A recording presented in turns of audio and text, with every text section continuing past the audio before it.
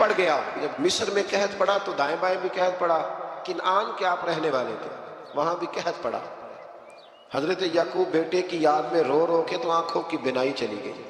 اور یارو باپ بھی بڑا ہی پیار کرتا ہے، بڑا ہی پیار کرتا ہے، بڑا ہی، پتہ ہے باقی تمہیں تحفے دیتے ہیں، باقی تم سے محبت کرتے ہیں، تو باپ تو بیٹے کو اپنی جوانی دے دیتا ہے، اپنی جوانی اپنے بیٹے کے نام کر دیتا ہے۔ باپ بھی بڑا ہی پیار کرتا ہے سنگیو، کوئی نہیں تول سکتا۔ بچے ایسے گھوم رہے ہوتے ہیں نا ابا جی کے سامنے، تو ان کا اٹھنا بیٹھنا چلنا ہی بڑا پیارا لگتا ہے، کہاں آنا جانا ہی بڑا پیارا لگتا ہے۔ باپ کا تو قد روز اونچا ہوتا ہے کہ اللہ نے مجھے لال عطا فرمایا۔ حضرت یعقوب کی آنکھوں کی بینائی چلی گئی رو رو کے۔ بھائی حضرت یوسف کے جب قحط پڑا تو انہیں پتا چلا کہ ایک واحد شہر مصر ہے جہاں گندم سٹاک ہے، کیونکہ حضرت یوسف کو پتا تھا، خواب بادشاہ دیکھ چکا تھا، تو آپ نے مال 7 سالوں کے لیے جمع کر لیا۔ اب بھائی آئے، اللہ اکبر، دشمن سامنے نظر آئے، مخالف حاسد، تو پھر انسان ٹھہرا رہے اور انسان کمزور نہ ہو، طاقتور ہو، اتنا طاقتور ہو کہ حکمران ہی بن گیا ہو۔ ذرا نبیوں کے حوصلے بھی دیکھنا، پیغمبروں کے حوصلے بھی دیکھنا۔ بھائی آئے، کہا گندم چاہیے، تو جناب یوسف نے اوہو پانیا جیا ساکھ نہیں کوئی جی وچ خار نہ ہو۔ ہاں، اور میاں صاحب فرمایا کرتے تھے پائی پائیاں دیاں باواں ہوتے تے پائی پائیاں دے ویل۔ بھائی جیسے ہی داخل ہوئے تو جناب یوسف کی آنکھیں باہر آئیں، رو پڑے، او میرے بھائی آ گئے، رو پڑے۔ وزیر مشیر دائیں بائیں دیکھتے ہیں کہ حضرت یوسف وہ کیا ہوا، رو پڑے اور بھر بھر کے گندم دی، اس کو اشارے کرتے چل تھوڑی اور ڈال دے، چل تھوڑی اور ڈال دے۔ جب بھائیوں کو دے چکے تو پھر فرمانے لگے کہ شاید اس سے گزارا نہ ہو، ضرورت پڑی تو دوبارہ بھی آ جانا۔ اپنی قوم کو طرز دے رہے تھوڑا تھوڑا کھاؤ، ان بھائیوں کو کہتے ہیں ضرورت پڑی نا آ جانا دوبارہ۔ اور کہنے لگے تمہارا ایک اور بھائی بھی ہے، کہاں ہے؟ بنیامین نام ہے۔ فرمایا ہو سکے تو اسے بھی لے آ۔ بھائی پیسے لے کے آئے تھے گندم لینے کے لیے، اور جب واپس جانے لگے تو حضرت یوسف نے ان کی رقم دوبارہ رکھ دی، وہ دوبارہ ان کی بوریوں میں رکھ دی۔ گھر جا کے انہوں نے کھولی تو گندم بھی تھی اور پیسے بھی تھے۔ اب بھائیوں سے پیسے تھوڑی وصول کرنے، جا کے اپنے والد سے کہنے لگے ابا بادشاہ بڑے دیکھے ہیں پر اس میں کوئی خوشبو دیکھی، تو اس نے کہا ہے کہ اپنے دوسرے بھائی کو بھی لے کے آنا، تو بنیامین کو لے جائیں۔ حضرت یعقوب فرمانے لگے پہلے بھی تم پہ بھروسہ کر چکا ہوں، بار بار نہیں کروں گا، یوسف گوا چکا ہوں۔ پوتے بول پڑے، کہنے لگے دادا جی آپ تو ہر وقت یوسف یوسف ہی کرتے رہتے۔ انہوں نے ضد کی، اصرار کیا، تو جناب بنیامین کو ساتھ وعدہ لے کے، عہد لے کے، قسم لے کے بھیج دیا حضرت یعقوب نے۔ جناب بنیامین بھی پہنچے مصر میں، یہ دونوں ایک ماں سے تھے، سگے دونوں تھے۔ حضرت یوسف نے جناب بنیامین کو دیکھا تو اپنے ساتھ بٹھا لیا، اور ذرا باتیں کر کے نا ادھر بیٹھ جاؤ ادھر بیٹھ جاؤ، اچھا نہیں ہے جگہ آپ ادھر آ جاؤ میرے ساتھ بیٹھ جاؤ۔ بھائی تھا نا سگا، اچھا چلو ٹھیک ہے آپ ادھر آ جاؤ۔ بھائی کو ساتھ بٹھا لیا، ابھی جب چیزیں دینے لگے تو کان میں کہنے لگے، وہ پریشان تھے نا حضرت بنیامین کہ یہ بندہ کیا کر رہا ہے، تو کان میں کہنے لگے میں بھائی ہوں تیرا، میں یوسف ہوں۔ تو اس طرح کہا یار تھوڑے دن میرے پاس رہ نہیں جاتا؟ حضرت بنیامین کہنے لگے رہ جاتا ہوں۔ رہ گئے جناب بنیامین۔ اب کہا نہیں میں نہیں بھیجوں گا۔ کچھ لوگوں نے یہ لکھا ہے کہ حضرت بنیامین کے جو بوری تھی اس کے اندر انہوں نے تھیلے کے اندر شاہی پیالہ رکھ دیا اور فرمایا اس کو ہم نہیں جانے دیں گے، ہمارا پیالہ کیسے، یہ نہیں کہا کہ یہ چور ہے، کہا پیالہ کیسے آیا اس کے تھیلے میں، لہٰذا یہ ابھی اب رہے گا ہمارے پاس، دیکھیں گے۔ وہ باقی چلے گئے تو یہودا کہنے لگا کہ میں نہیں جاتا، میں یہیں ٹھہروں گا، اس لیے کہ میں باپ کو کیا بتاؤں گا کہ پہلے بھی میں کرتا میں ہی لے کے گیا تھا یوسف کا، اب میں کیا بتاؤں گا۔ واپس گئے اور جا کے بتایا کہ جناب بنیامین کو انہوں نے رکھ لیا ہے، معاملہ بن گیا ہے۔ وہ کہتے ہیں کیسے پیالہ آیا ہے، شاہی پیالہ۔ حضرت سیدنا یعقوب علیہ السلام فرمانے لگے میں نے تمہیں پہلے ہی کہا تھا کہ تم میرے بنیامین کو بھی لے جا رہے ہو، پہلے میں بھروسہ کر کے یوسف کے معاملے میں پریشان ہوں۔ فرمایا اس طرح کرو، جاؤ ڈھونڈو جا کے میرے یوسف کو، اور ڈھونڈو جا کے میرے بنیامین کو، جاؤ تلاش کرو۔ اللہ اکبر۔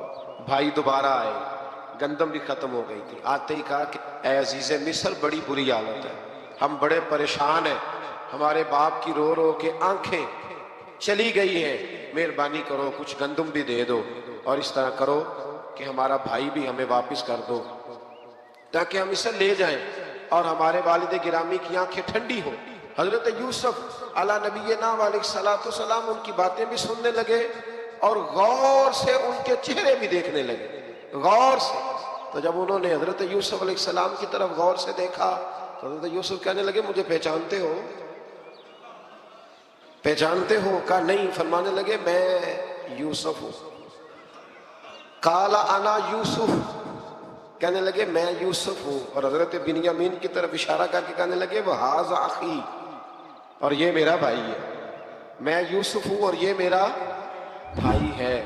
اور فرمانے لگے اللہ نے ہم پر احسان کیا ہے, اور جو تقوی اختیار کرتا ہے اور صبر کرتا ہے اللہ تعالیٰ اس نیک کے اجر کو کبھی ضائع.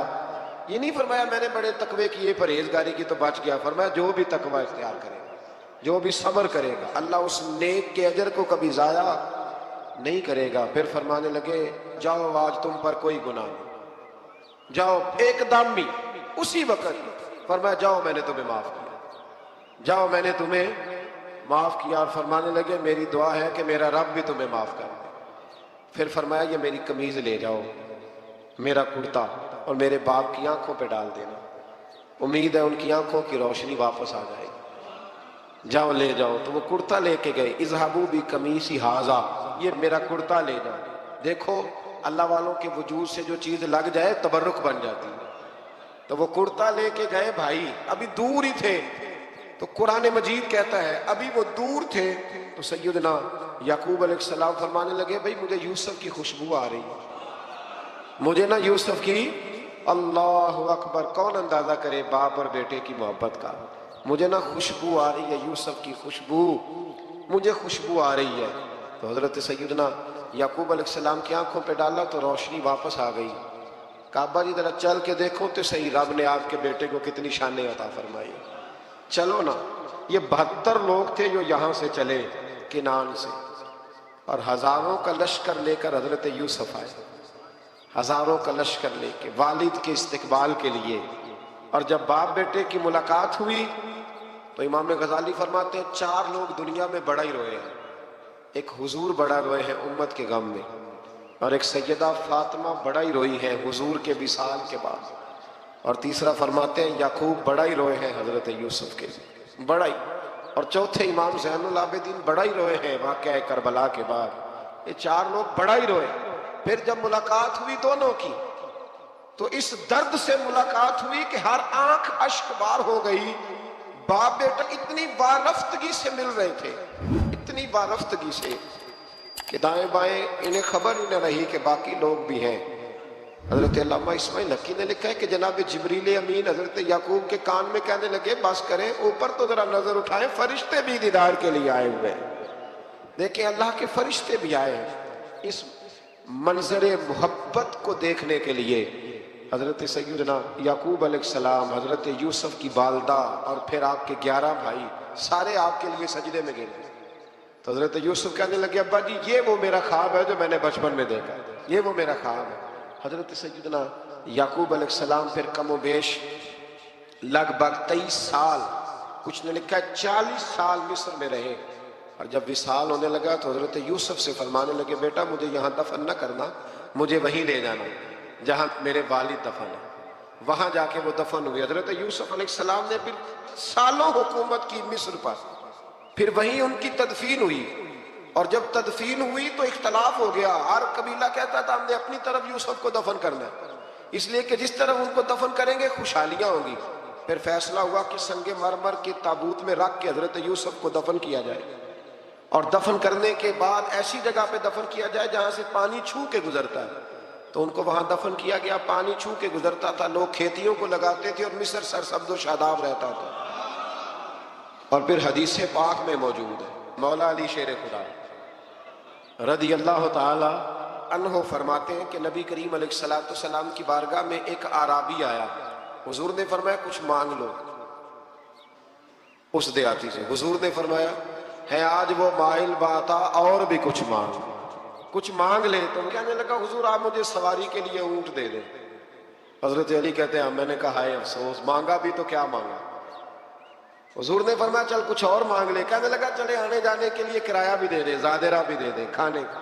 کیا مانگا؟ تو حضور علیہ السلام نے اسے دے دیا. تو محبوب فرمانے لگے تجھ سے تو موسیٰ علیہ السلام کے دور کی وہ بوڑھی اچھی تھی. کہا وہ بوڑھی کون سی بوڑھی؟ تو حضور علیہ السلام فرمانے لگے رب کریم نے حضرت موسیٰ کو حکم دیا کہ جب آپ مصر سے نکلیں تو حضرت یوسف کی قبر کو کھود کر ان کا تابوت بھی ساتھ لے جائیں.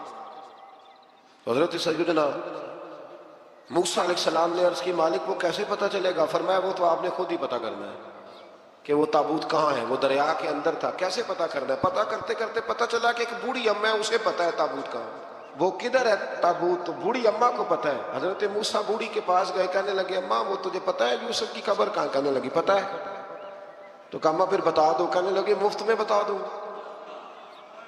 نبی کے مزار کا ایڈریس اور فری میں بتا دوں، یہ کیسے ہو سکتا ہے؟ تو حضرت سیدنا موسیٰ فرمانے لگے چل قیمت لے. طبرانی کی حدیث ہے، حضور بیان فرماتے ہیں. حضرت موسیٰ کہنے لگے بتا کیا لے گی؟ کہنے لگی مجھے نا جنت میں وہ والا مکان دلائیں جس کے پڑوسی موسیٰ علیہ السلام ہے. میری اور آپ کی دیوار کٹھی ہو کیا عقیدہ کند. اللہ اکبر. تو حضرت موسیٰ کہنے لگے چل اماں مہربانی کر جنت مانگ لے، اب تو پڑوسی مانگنے لگ گئی ہے.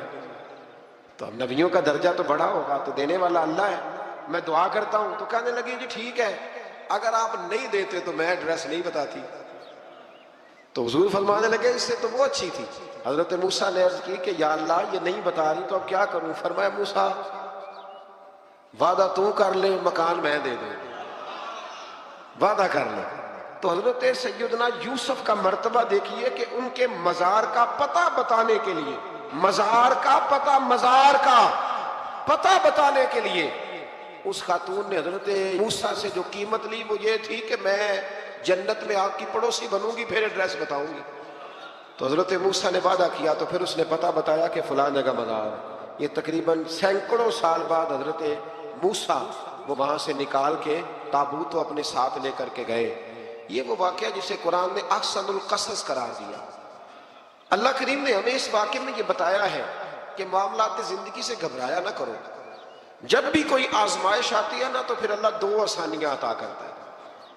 اور یہ بھی یاد رکھیں جو آسانیوں والے ہوتے ہیں نا آزمائشیں بھی انہیں آتی ہیں. جو لاڈلے زیادہ ہوتے ہیں کئی دفعہ تکلیفیں بھی زیادہ. اللہ تعالیٰ لاڈلوں کو تکلیفوں سے محفوظ رکھے، لیکن تکلیفیں بھی زیادہ انہیں آتی ہیں. حضرت یوسف لاڈلے تھے تو سیدھے کنویں میں گئے تھے، لیکن اللہ بڑا کریم ہے. بھائیوں نے 20 درہم قیمت لگائی تو رب کریم نے فرمایا دیکھنا پھر میں اپنے یوسف کی کیا قیمت بیان کرتا. پھر کروڑوں اور اربوں قیمت لگی. پھر کہاں کی آزمائش تھی، کہاں کی بات تھی. وہ ہر جگہ صابر رہے. کسی جگہ ان کا کوئی شکوہ نظر، ایک تقوی، دوسرا صبر، خاموشی. ہم لوگ نا بول کے لڑ کے فتح حاصل کرنا چاہتے ہیں. یاد رکھنا آخری بات عرض کرنے لگا ہوں، صبر کرنا اور کام کرنا. صبر کرنا اور اپنے حصے کا رزلٹ اپنی مرضی کا نہ مانگنا، رزلٹ رب کریم کی مرضی کا. جب کہا حضرت یوسف علیہ السلام نے اپنے باپ سے کیا کہا یا ابتی، اے میرے باپ، انی رأیت احد عشر کوکبا، بے شک میں نے خواب میں دیکھے ہیں 11 ستارے، والشمس اور سورج، والقمر اور چاند، رأیتہم لی ساجدین، کہ وہ مجھے سجدہ کر رہے تھے. یہ خواب دیکھا. حضرت ابراہیم علیہ السلام کے بیٹے حضرت اسحاق علیہ السلام اور حضرت اسحاق علیہ السلام کے صاحبزادے حضرت یعقوب علیہ السلام. حضرت یعقوب علیہ السلام نے کئی نکاح فرمائے. اللہ نے آپ کو 12 بیٹے عطا فرمائے. 2 بیٹے تھے آپ کے، حضرت یوسف علیہ السلام اور حضرت بنیامین علیہ السلام، جو ایک والدہ سے تھے. حضرت یوسف علیہ السلام بڑے حسین و جمیل تھے، بڑے خوبصورت تھے. کچھ لوگ ظاہراً خوبصورت ہوتے ہیں تو کچھ کی ساتھ عادتیں بھی بڑی خوبصورت ہوتی. بڑے نفیس، بڑے فرما بردار، بڑی میٹھی ٹھنڈی بات کرنے والے. ہوتا یہ ہے کہ جب کوئی بچہ پیارا بھی ہو اور عادتیں بھی اچھی ہوں تو ماں باپ کی آنکھوں کا تارا بن جاتا ہے. باقی محنت کرنے کی بجائے شکوہ کرنا شروع کر دیتے ہیں. تو حضرت یوسف علیہ السلام کے والد حضرت یعقوب علیہ السلام اپنے بیٹے سے بڑا پیار کرتے تھے. اور آج اس واقعے میں آپ کو یہ بھی سمجھ آئے گی کہ ساری زندگی لوگوں نے ماں بیٹے کا پیار بیان کیا ہے، یہ وہ واقعہ ہے جس نے باپ بیٹے کا پیار بیان کیا اور انوکھے انداز میں بیان کیا. یعنی باپ اور بیٹے کے پیار کا بھی کوئی شخص کسی جگہ تصور کر سکتا، اسے ماپا اور تولا جا سکتا نہیں ہے. تو حضرت یعقوب علیہ السلام کے صاحبزادے تھے یوسف علیہ السلام، آپ بڑا پیار کرتے تھے، تو باقی بھائی تھوڑا حسد کرنے لگے، انہیں جلنا شروع کر دیا. حضرت سیدنا یوسف علیہ السلام ایک دن فرمانے لگے اپنے والد سے کہ ابا جی میں نے خواب دیکھا ہے کہ 11 ستارے سورج اور چاند مجھے سجدہ کر رہے ہیں. قال یا بنی لا تقصص رؤیاک علی اخوتک، کہ بیٹا اپنا خواب اپنے بھائیوں سے نہ بیان کرنا، اپنا خواب اپنے بھائیوں سے نہ بیان کرنا. فَيَكِيدُوا لَكَ كَيْدًا، ہو سکتا ہے وہ تیرے خلاف کوئی سازش رچے. کیوں رچے؟ اس لیے کہ ان الشیطان للانسان عدو مبین، بے شک شیطان آدمی کا کھلا ہوا دشمن، وہ ہر وقت وسوسہ اندوزی کرتا ہے. تو لہٰذا بھائیوں سے بات بیان آپ نے نہیں بیان کی. آہستہ آہستہ نا وہ حسد بڑھتا. حسد بہت بڑی بیماری ہے. اگر نبیوں کے بیٹوں میں ہو سکتا ہے تو عام انسانوں میں کیوں نہیں ہو سکتا؟ انبیاء کے بیٹے اگر کر سکتے ہیں تو عام لوگ بھی. آپ جب کسی شخص کو دیکھیں نا کسی کے بارے میں کچے جملے بول رہا ہے، کمزور بات کر رہا ہے، تو پہلے اچھی طرح ٹٹول لیں کہ حق بیان کر رہا ہے یا صرف حسد کے بیچ رہ کے گفتگو کر رہا ہے. بہت بڑی بیماری ہے. انہوں نے ایک چال بنائی 10 نے مل کے کہ اس طرح کریں کہ ان کو کوئی سخت سزا دیں، انہیں قتل کر دیتے ہیں. پھر کہنے لگے مارتے نہیں، کنویں میں پھینک دیتے ہیں. حضرت یعقوب علیہ السلام کی بارگاہ میں حاضر ہوئے تو حاضر ہو کے عرض کی کہ ہم سیر کرنا چاہتے ہیں، تو ہمارا بھائی یوسف بھی تو ہمارا بھائی ہے نا، ہمارے ساتھ بھیجیں، وہاں کھیلے گا، کودے گا، کھائے گا، پیے گا. حضرت یعقوب علیہ السلام نے فرمایا نہیں، مجھے ڈر لگتا ہے کہ کہیں میرے یوسف کو کوئی تکلیف نہ پہنچ جائے. کچھ ایسے ہوتے ہیں جنہیں جدا کرنے کو دل ہی نہیں کرتا کہ وہ جائیں نہ. کئی دفعہ بعض بچے نالائق ہوتے ہیں، وہ جدا ہوتے ہیں، لیکن ان کو جدا کرنے کو دل ہے. لیکن حضرت یوسف تو لائق بچے تھے نا اپنے والد کے، ان کا بھی نہیں ارادہ تھا. بھائی لے گئے اور لے جا کر کے حضرت یوسف علیہ السلام کو پہلے بہت زیادہ مارا.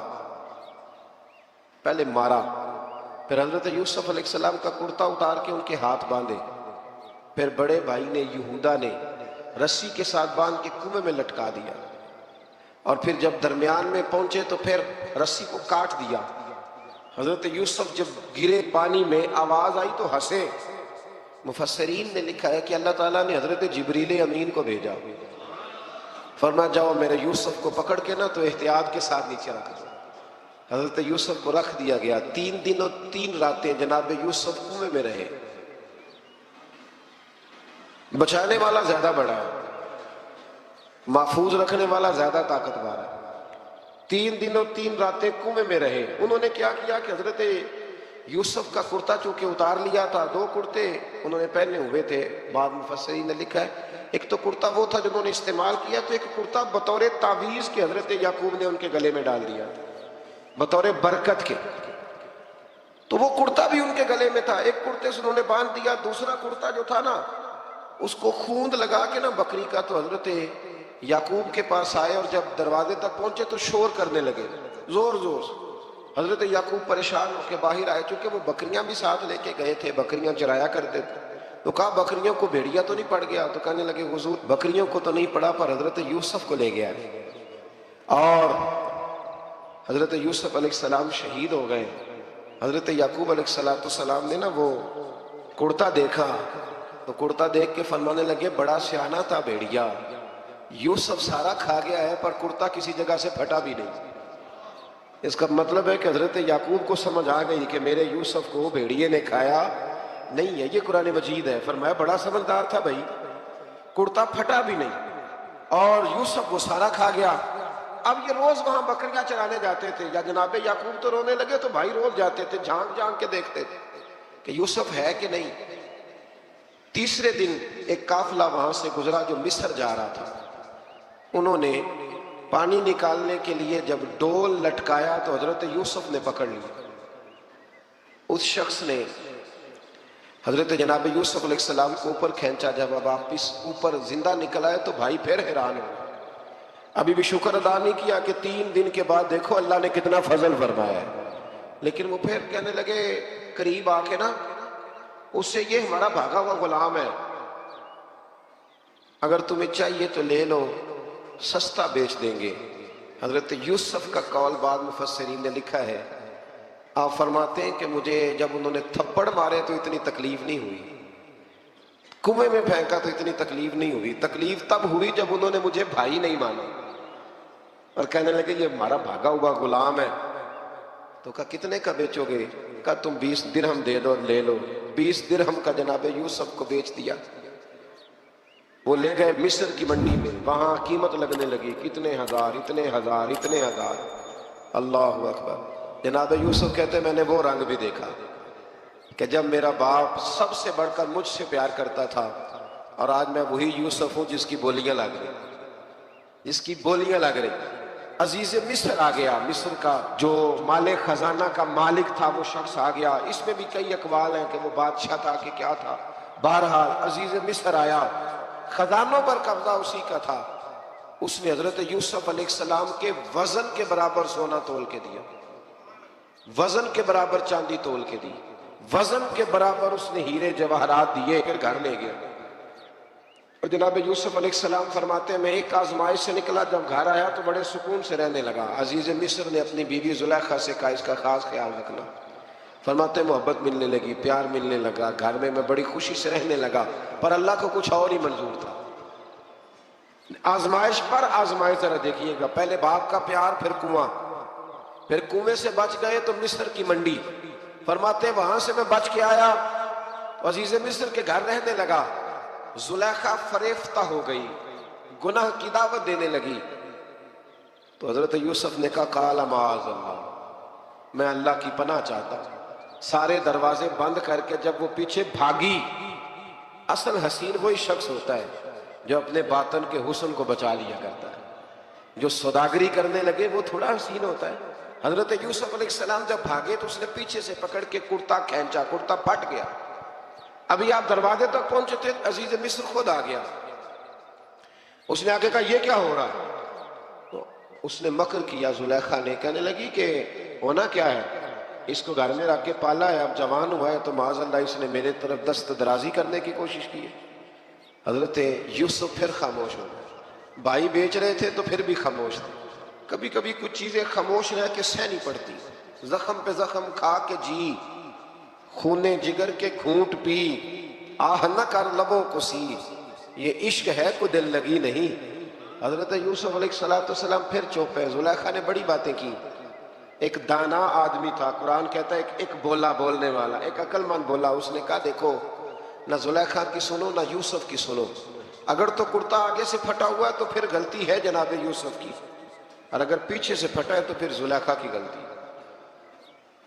حضرت یوسف کی معاذ اللہ پھر غلطی، تو عزیز مصر نے کرتا دیکھا تو پیچھے سے پھٹا تھا، لیکن امام قرطبی کہتے ہیں وہ کوئی عقل مند آدمی نہیں، وہ تو 4 مہینے کا بچہ تھا، وہ ایک 4 مہینے کا، وہ قریب تھا۔ حضرت یوسف علیہ السلام کی گواہی دینے کے لیے اللہ نے اسے زبان دی تھی، زلیخا کے ماموں کا بیٹا تھا، 4 مہینہ کا گہوارے میں لیٹا ہوا، جب بادشاہ سے فیصلہ نہیں ہو رہا تھا اور بادشاہ پریشان تھا عزیز مصر کے کسی کو جا کے بتاؤں گا تو کوئی کیا سوچے گا، اس کے گھر میں کیا کچھ ہوتا ہے۔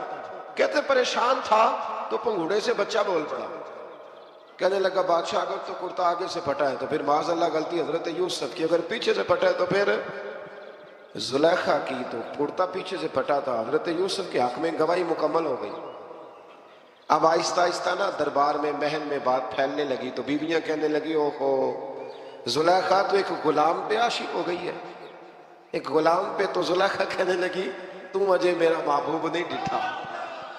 یہ رٹے ڈالنے والے دیکھتے نہیں اور دور کھڑے رہ رہ کے کہانیاں سناتے رہتے۔ انہوں نے کہا تو نے ابھی دیکھا نہیں نا، تو نے ابھی تجھے کیا پتا ہو کہ ماجرا کیا ہے؟ تو کہنے لگی نہیں تو غلام پہ۔ اس نے کہا چلو تجربہ کراتی ہوں۔ ساری عورتوں کو بٹھایا، ہاتھ میں ایک ایک سیب دیا، ایک ایک چھری دی، اور جب پوری تیاری ہو گئی پھل کاٹنے کی عورتوں کی تو جناب یوسف سے کہا ذرا جھلک تو دکھاؤ۔ تو حضرت یوسف نے جب جھلک دکھائی تو قرآن کہتا ہے سیب کاٹنے کی بجائے ہاتھ کاٹ لیا اور کہنے لگی اوہو یہ کوئی بشر نہیں، یہ تو کوئی فرشتہ ہے، یہ کوئی فرشتہ ہے، یہ تو کوئی اللہ تبارک و تعالیٰ کی طرف سے آنے والا کوئی کرامت والا عزت والا شان والا فرشتہ ہے۔ حضرت زلیخا کہنے لگی سمجھ آئی ہے پھر تو مجھ پر شکوہ کرتی تھی۔ تو اب وہ بات بھی آہستہ آہستہ پھیلنے لگی کہ حضرت یوسف علیہ السلام کی غلطی نہیں، غلطی زلیخا کی۔ اب بادشاہ نے زلیخا سے کہا کہ اگر تو میں تیری بات کروں تو تیرے ساتھ میری بدنامی کا بھی ڈر ہے، کیا کرے؟ طے یہ پایا کہ حضرت یوسف کو جیل میں ڈال دیا، پہلے بھائیوں کے تھپڑ، پھر کما، پھر مصر کی منڈی، پھر زلیخا کا الزام، اور پھر باری آ گئی جیل جانے کی۔ تو حضرت یوسف علیہ السلام کو جیل میں، کچھ نے لکھا ہے 12 سال جیل میں ڈال دیا۔ حضرت یوسف علیہ السلام جیل میں کیا کرتے؟ واعظ فرماتے، تبلیغ فرماتے، لوگوں کو اللہ کی توحید کی دعوت دیتے۔ وہاں جیل میں نا ایک شخص نے خواب دیکھا، اس نے دیکھا کہ میرے سر پہ نا پرندے کھا رہے۔ تو حضرت یوسف کہنے لگے اس کی تعبیر یہ ہے کہ تجھے قتل کیا جائے گا، اور تیری لاش کچھ دیر پڑی رہے گی تو پرندے تیرے سر پہ آ کے بیٹھیں گے، یہ تعبیر ہے۔ ایسا ہی ہوا، واقعی وہ شخص قتل ہو گیا۔ ایک شخص نے دیکھا کہ وہ شراب کشید کر رہا ہے، اس نے بھی تعبیر پوچھی تو آپ نے فرمایا تو اپنے بادشاہ کو پلائے گا۔ محسوس ہوتا ہے کہ اتنی دیر تک شراب ناجائز نہیں تھی، تو اس کو شراب پلائے گا، یہ اس کی تعبیر ہے۔ وقت گزرتا گیا، وقت جو ہوتا ہے نا، وقت یہ خود بخود لوگوں کی بے گناہی ثابت کر دیتا ہے۔ ایک وقت میں نا پراپوگنڈا ہوتا ہے تو ہر آدمی پراپوگنڈے کا شکار ہوتا ہے، پھر جب وقت گزرتا جاتا ہے تو خود بخود وقت کا گزرنا کچھ چیزوں کا خود بخود حال بن جاتا ہے۔ حضرت یوسف علیہ نبینا علیہ السلام کو جب 12 سال بیت گئے تو بادشاہ نے، عزیز مصر نے خواب دیکھا۔ اس نے خواب دیکھا کہ 7 موٹی تازی گائیں دبلی پتلی گائیں کو کھا گئی، اور 7 خشک بالیاں ہیں اور 7 سرسبز و شاداب بالیاں ہیں۔ اپنے وزیر سے کہنے لگا کوئی تعبیر والا بندہ ملے۔ اس نے کہا کہ ایک بندہ ہے جس کی تعبیریں بڑی سچی ہیں۔ کہا وہ کون؟ کہنے لگے جناب یوسف۔ تو قید خانے میں پیغام بھیجا حضرت یوسف کو کہ خواب کی تعبیر بتائیں، تو جناب یوسف نے یہ نہیں کہا پہلے مجھے باہر نکالو، یہ نہیں فرمایا۔ فرمایا تعبیر یہ ہے، یہ جو 7 خشک بالیاں دیکھی ہیں نا، اس کا مطلب ہے کہ 7 سال تنگ دستی رہے گی، اور 7 سرسبز بالیاں دیکھی ہیں تو پھر 7 سال اللہ خوشحالی دے دے گی۔ اور فرمایا یہ جو تم نے گائیں دیکھی ہیں موٹی تازی وہ کھا گئی، فرمایا اس کی تعبیر یہ ہے کہ کوشش کرنا جو تمہارے پاس دن یہ چل رہے ہیں جن میں سرسبز و شاداب ہے کھیتیاں، تو 7 سالوں کے لیے اناج جمع کر لینا، بالیوں کے اندر ہی رہنے دینا، باہر نہ نکالنا، اور پھر اگلے جو خشک سال ہوں گے نا، وہ یہ جو جمع پونجی کی ہوگی نا، اس کی برکت سے وہ 7 سال آسانی سے۔ اس پر ہمارے مفسرین نے لکھا ہے، اس آیت پر صوفیاء اور بزرگ تو کہتے ہیں نا سارا اللہ کے راستے میں دے دو، یہ بھی بات اچھی ہے، لیکن اگر کوئی اپنے بچوں کے لیے آنے والے وقت کے لیے کوئی چیزیں سنبھال کے رکھے تو یہ بھی سورہ یوسف سے ثابت ہے، یہ بھی سورہ یوسف سے، تو یہ بھی کوئی ایسا فعل نہیں ہے جس پر کوئی شخص تنقید کر سکے۔ آمدام برسر مطلب حضرت یوسف نے جب تعبیر بتائی تو بادشاہ کہنے لگا کہ انہیں باہر نکالو۔ آپ فرمانے لگے میں نہیں نکلتا بھائی، نہیں نکلتا میں جیل سے، یہی ٹھیک ہوں میں۔ آپ کیوں نہیں نکلتے؟ کہنے لگے پہلے اعلان کر کے لوگوں کو بتا کہ میں بے قصور ہوں۔ وہ جو تو نے پراپوگنڈا کیا نا اپنے منہ سے اعلان کر۔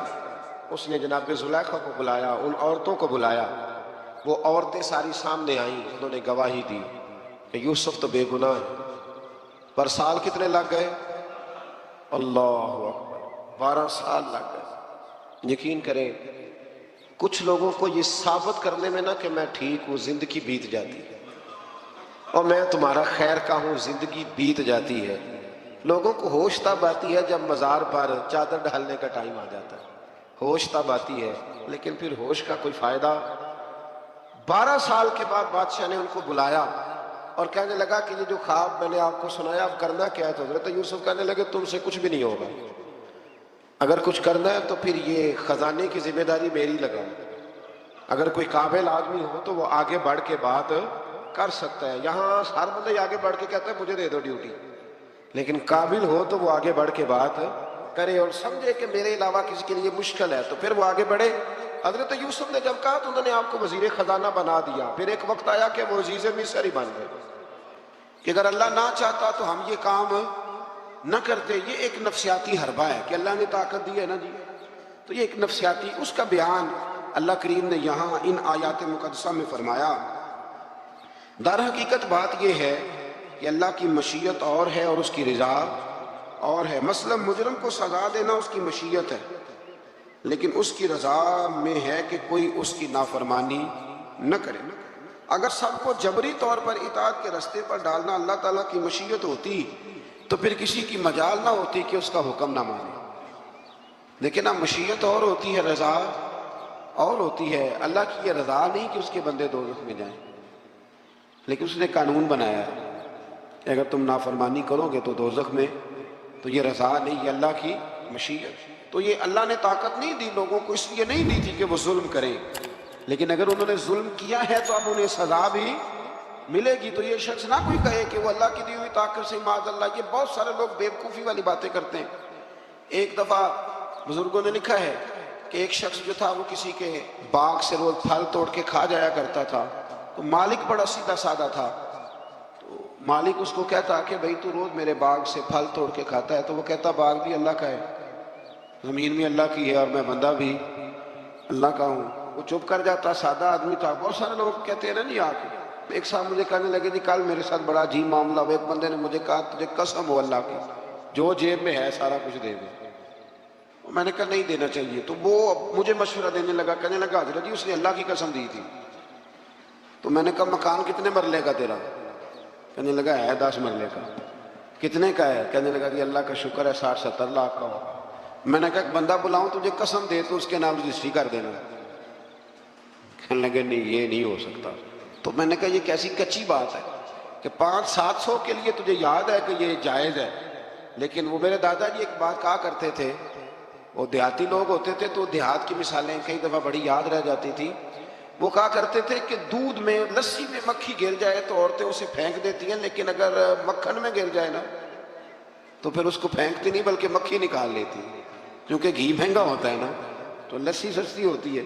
تو آپ چیزوں کو سمجھے کہ ہمارا رویہ بڑا عجیب ہے معاملات کو سمجھنے کے حوالے سے. وہ بندہ بھی کہتا کہ جناب یہ پھل بھی اللہ کے تو باغ بھی اللہ کا تو میں بندہ بھی اللہ کا. بولا آدمی تھا بیچارہ, چپ کر جاتا, کہتا تو ٹھیک ہے نا کی پنجابی چاکی دا سی لبی شے خدا دی نہ تیلے دی, اور ختم ہو گئی بات. حالانکہ وہ کسی کی ہوتی ہے, تیلے پا دے کیوں نہیں ہوتی تھی, وہ کسی دی حیثیت تانڈی کی ہے نا. ایک بس ہمارا ذوق بن جاتا ہے کہ قابو آ گئی ہے تو قابو کرو ماشاء اللہ. تو وہ بیچارہ بڑا پریشان تھا. تو ایک دن اس نے نا اپنے ایک شہر کے عالم سے بات کی. اس نے کہا کہ جناب وہ میرے ساتھ تو بڑی مصیبت بن گئی ہے, وہ روز پھل توڑ کے لے جاتا ہے اور کہتا ہے زمین بھی اللہ کی باغ بھی اللہ کا, کھانے والا بندہ بھی اللہ کا. تو عالم کہنے لگے میں بھی تمہیں نسخہ دیتا ہوں, کل اس پہ استعمال کرنا. میں کہا ٹھیک ہے. وہ وقت پہ آ گیا باغ کا مالک. تو جب وہ آیا نا پھل توڑنے, اس نے پھل بڑے سیر ہو کے کھائے. اس نے کھانے کا موقع دیا. جب وہ فارغ ہو گیا اس نے اس کو رسی کے ساتھ درخت کے ساتھ باندھ لیا اور ڈنڈا پکڑ لیا, اور جب مارنے لگا تو کہنے لگا یہ کیا؟ کہنے لگا یہ چھڑی کی توفیق بھی اللہ کی, رسا بھی اللہ کا, باندھنے والا بندہ بھی اللہ کا. اب تجھے جو پھینٹی لگے گی وہ بھی اللہ کی دی ہوئی طاقت سے لگے گی معاذ اللہ. اب تو کھا. وہ کہنے لگا معاف کر دو, آج کے بعد یہ کام نہیں کروں گا. تو کہتے ہیں نہیں مشیت ہے جی اللہ کی, اللہ نہ کرتا معاذ اللہ تو ہم. تو یہ ایک نفسیاتی جھوٹ ہے, اس کو آپ سمجھ لیں, آپ اس پر غور فرمائیں. تو یہاں بہت سارے لوگ یہ ظلم کرتے ہیں اور دین کی حدوں کو پامال کرتے ہیں. اللہ تعالی ہمیں سمجھنے کی توفیق عطا فرمائے. آیت نمبر 152 سے لے کر 161 تک میں اللہ تعالیٰ نے فرمایا غالباً 9 باتوں کا حکم دیا ہے. سب سے پہلے ارشاد فرمایا کہ اللہ کے ساتھ کسی کو شریک نہ ٹھہرانا. دوسرے نمبر پہ فرمایا والدین کے ساتھ اچھا سلوک کرنا. تیسرے نمبر پہ فرمایا تنگ دستی کے خوف سے اولاد کو قتل نہ کرنا. اب تو بڑے بڑے لوگ عالم فاضل ہو کے کہتے ہیں بچے تھوڑے پیدا کرو, حالانکہ میرے نبی کریم علیہ السلام نے فرمایا اس عورت سے نکاح کرنا جو محبت زیادہ کرنے والی ہو اور بچے زیادہ پیدا کرنے والی. تو یہاں معیار کیا ہے؟ تنگ دستی کے خوف سے اولاد کو قتل نہ کرو. اور فرمایا ظاہری اور چھپی ہوئی ہر قسم کی فحاشی سے بچو. اور نمبر 5 پہ فرمایا قتل ناحق نہ کرو. نمبر 6 پہ فرمایا یتیم کا مال ناجائز طریقے سے نہ کھاؤ، اور نمبر 7 فرمایا لین دین میں ناپ تول پورا کرو، 8 پہ فرمایا بلا تمیز سب کے ساتھ انصاف کرو، اور نمبر 9 میں ارشاد فرمایا کہ اللہ کے ساتھ کیے ہوئے وعدے کی پاسداری بھی کرو۔ تو اللہ تبارک و تعالیٰ نے ان 9 چیزوں کو بیان کیا، اور سمجھ لیں یہ خلاصہ بیان کیا میرے رب کریم، یہ پورے دین کا خلاصہ ہے۔ اور یہ ساری چیزیں بیان کرنے کے بعد ارشاد فرمایا کہ یہی سیدھا راستہ ہے، گروہ بندی چھوڑ کر اسی راستے کی پیروی کرو، اور کتاب الہی کے احکام کو ملحوظ خاطر رکھو، اور جو لوگ ایمان لانے کے لیے نشانیاں طلب کرتے ہیں ان کے پاس فرشتے آئیں یا اللہ تعالیٰ خود آئے یا اس کی کوئی نشانی آئے، قرآن نے بتایا کہ جس دن عالم غیب کی نشانیاں آئیں گی تو پھر ان منکرین کے لیے ایمان لانا بھی نفع بخش نہ ہوگا۔ جو دیکھ کر کلمہ پڑھے گا فرعون کی طرح، اس کا کلمہ پھر قابل قبول نہیں ہوگا۔ یہ تو قابل قبول تب ہی ہے کہ یؤمنون بالغیب، کہ تو بغیر دیکھے ایمان لے آ۔ اور یہ بھی فرمایا کہ اے رسول جنہوں نے دین کو گروہوں میں بانٹ دیا ہے آپ کا ان سے کوئی تعلق نہیں ہے، جنہوں نے بانٹ دیا اللہ تبارک و تعالیٰ کے دین کو، یہودیوں نے عیسائیوں نے تقسیم کر دیا۔ آیت کے اندر اللہ تبارک و تعالیٰ نے حقیقت ایمان، روح ایمان اور مسلمانوں کے مقصد حیات کو بیان فرمایا۔ یہ آیت پورے دین کا لب لباب ہے، نماز، روزہ، حج، زکوٰۃ، وضو، غسل، صدقات، خیرات، عبادات، ان سب کا نچوڑ ہے۔ فرمایا کل اے محبوب فرما دے، جو بڑی پیاری باتیں تھیں وہ اللہ نے محبوب سے کل کہہ کے سنی ہے۔ کہا محبوب ذرا کہو کیا، ان صلاتی و نسکی و محیای و مماتی للہ رب العالمین۔ فرمایا محبوب فرما دیجئے کہ بے شک میری نماز، میری قربانیاں، میرا دنیا میں ظاہری طور پہ رہنا یا میرا پردہ کر جانا سب اس رب کے لیے ہے جو تمام جہانوں کے پالنے والا ہے۔ یہ لب لباب ہے۔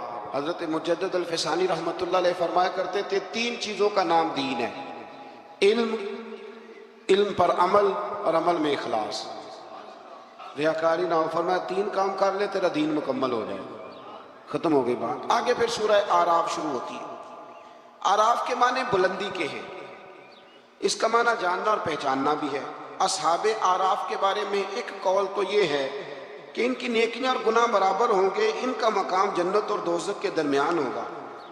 یہاں یہ وہ لوگ ہیں جو اہل جنت اور اہل جہنم کو پہچاننے والے ہوں گے۔ یہ اعراف والے نا، ایک جنتی ایک جہنمی، اور درمیان میں اعراف، یعنی جس کی ایک گناہ زیادہ ہو گئے تو جہنم میں گیا، اور جس کی نیکیاں زیادہ ہو گئی اللہ کے فضل سے وہ تو کچھ برابر برابر والے ہیں، ان کے لیے مقام اعراف ہے، ان کے لیے مقام اعراف ہے۔ اور کچھ نے لکھا ہے نہیں یہ تو بلند مقام ہے، یہاں تو اللہ فرشتوں اور نبیوں کو جگہ عطا فرمائے۔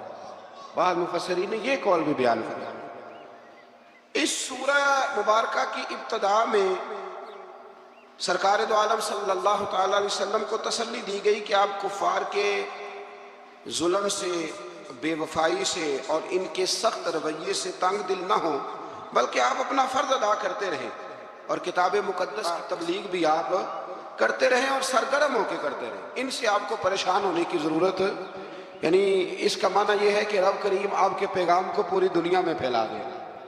گھوڑا جب دوڑتا رہتا ہے تو وہ اپنی منزل تک پہنچ جاتا ہے، لیکن جو جھاڑیاں اس کے پیروں کو لگتی ہیں وہ لگتی تو ہیں، لیکن اگر وہ چلتا رہے تو وہ نیچے ہی رہ جاتی ہیں۔ تو یہ نبی پاک کے وسیلے سے مجھے تو یوں لگتا ہے رب نے ہمیں سمجھایا ہے کہ تم نہ اپنا کام کرتے رہو، کسی کے سخت رویے کو ملحوظ خاطر لانے کی کوئی ضرورت ہے۔ اس سے آگے آیت نمبر 5 کے اندر اللہ کریم نے بتایا ہے کہ بعض بستیوں میں دوپہر کو سوتے ہوئے عذاب آیا، اور جب عذاب آیا تو پھر ان کے مکینوں نے اقرار کیا کہ ہاں ہم ظالم ہیں، یہ ہمارے ظلم کی وجہ سے آیا۔ قیامت کے دن اعمال کا وزن کیا جانا حق ہے، وزن کیا جائے۔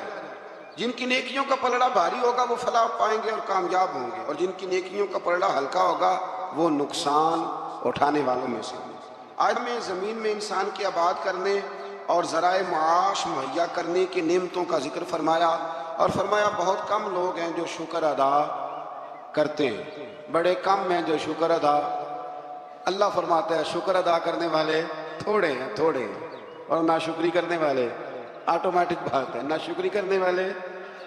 اچھا وہ کبھی کبھی میں سوچتا ہوں کہ کدی رجیا بندہ ملے نا کوئی پیسے ہیں تو پاکستان میں جو لوگ دنیا کے مالداروں میں شامل ہو گئے ہیں نا، پاکستان کے نہیں، ایشیا کے نہیں، دنیا کے مالداروں میں، ان کے کاروبار بھی ابھی جاری ہیں، اور ابھی تک انہوں نے جھاڑو پکڑا ہوا ہے پیسے جمع کرنے کا۔ سیر ہونے کا کوئی جگہ، کوئی مقام، آپ یقین کریں، ایک مشورہ چھوٹا سا، اس پہ عمل کر کے دیکھیں، کبھی نہ زندگی میں، کبھی اللہ کی رضا کے لیے تھوڑی دیر کے لیے پیسوں کے دولت کے چکر سے نکل کے بھی دیکھیں، فقط شکر والا ذہن بنائیں۔ یعنی میری رائے یہ ہے کہ رمضان المبارک الحمدللہ 2 دن رہ گئے پہلا عشرہ ختم ہونے میں، یہ 2 دن پورے، صرف 2 دن، زیادہ کی طلب نہیں کرنی، بس جتنے پچھلے ملے ان پہ صرف شکر ہی کرنا۔ اور بھائی سنو، فضل کی طلب تو ہر وقت کرنی ہے، لیکن پچھلے کا شکر ادا کریں۔ لَإِن شَكَرْتُمْ لَأَزِيدَنَّكُمْ، شکر کرنے سے نعمتیں محفوظ ہو جاتی ہیں اور اللہ ان میں اضافہ فرما دیتا ہے۔ اللہ سمجھنے کی توفیق عطا فرمائے۔ آیت نمبر 12 سے لے کر 28 تک پھر حضرت آدم علیہ السلام اور جناب حوا کا واقعہ، پھر شیطان کی وہ ساری بات۔ یہ واقعہ قرآن پاک میں کم و بیش 7 جگہ پہ بیان ہوا ہے۔ یہاں بھی بیان کیا گیا کہ اللہ تعالیٰ نے اس کو کہا سجدہ کر، پر اس نے سجدہ نہ کیا، اور نہ کرنے کے بعد پھر اس نے یہ کیا کہ حضرت آدم علیہ السلام کے پاس گیا اور ان سے بھی اجتہادی خطا کرائی۔